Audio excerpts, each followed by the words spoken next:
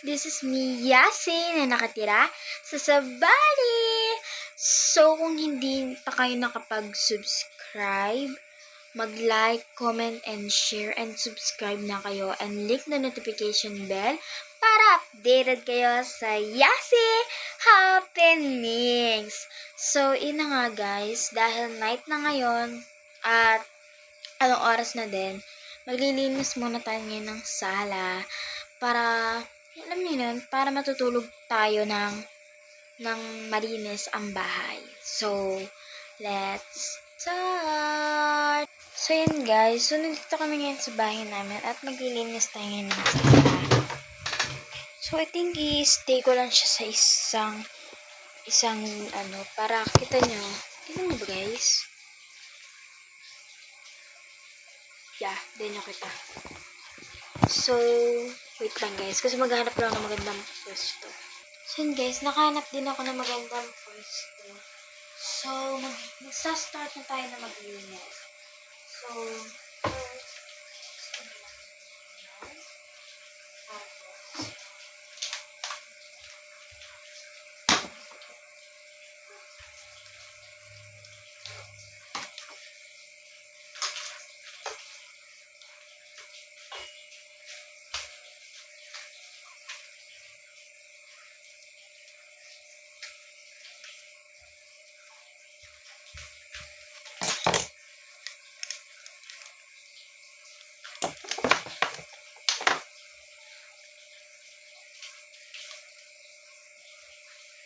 ito nga pa pala si Baby.